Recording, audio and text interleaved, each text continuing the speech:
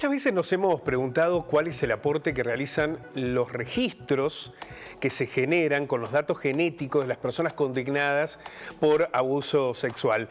No por cuál puede ser el fin, esto está claro, ¿no? Una persona que es condenada, la condena queda firme por abuso sexual, se toma una muestra de ADN y queda en un registro para la eventualidad del cotejo. Ahora, la efectividad de ese proceso. ¿Puede servir para probar hechos cuando no se tienen otros elementos probatorios que conduzcan a esta persona?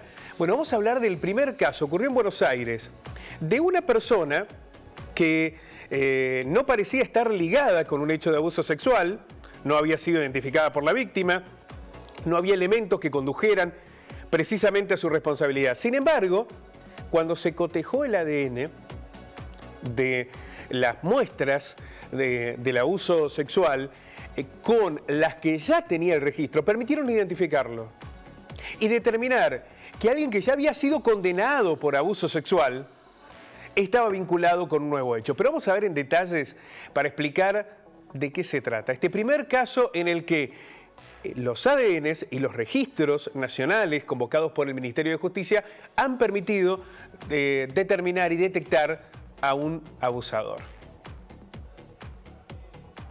Vamos a ver en tramas precisamente de qué se trata. Este Registro Nacional de Datos Genéticos identificaron en Buenos Aires a un abusador cruzando datos genéticos del Registro Nacional y de la Justicia. Por primera vez se concreta un entrecruzamiento y posterior identificación positiva de un abusador. El Registro Nacional de Datos Genéticos vinculados a delitos contra la integridad sexual depende del Ministerio de Justicia y Derechos Humanos de la Nación y encontró una coincidencia entre un perfil genético de evidencia obtenido de la escena de un delito sexual, ¿no? Se logra encontrar un ADN en el cuerpo de la víctima, se lo coteja con este registro nacional y se determina que el abusador era alguien que ya estaba condenado. El acuerdo permitió al Registro Nacional, el acuerdo entre el Ministerio de Justicia de la Nación y la propia Justicia, contar con la información de 9.000 perfiles correspondientes a personas por delitos contra la integridad sexual almacenados en esa base de datos genéticos. Miren ustedes, ya hay registros de ADN de 9.000 personas condenadas por abuso sexual que pueden ser cotejados en hechos que son investigados por la justicia.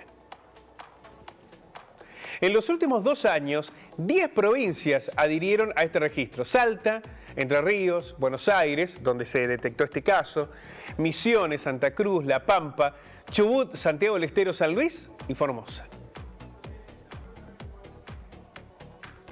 Esta articulación entre el Ministerio y los distintos poderes judiciales provinciales permite que el registro abarque más del 50% de los perfiles genéticos de los más de 32.000 condenados por delitos contra la integridad sexual en todo el país. Acá la importancia de que las provincias adhieran para que no solamente sea un registro provincial, sino nacional.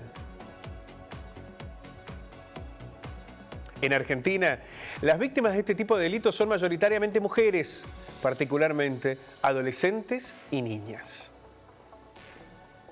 El registro fue creado en el 2013, hace 10 años, mediante la Ley 26.879, con el propósito de facilitar el esclarecimiento de los hechos que sean objeto de una investigación judicial en materia penal vinculada a delitos contra la integridad sexual, con el objeto de proceder a la individualización de las personas responsables.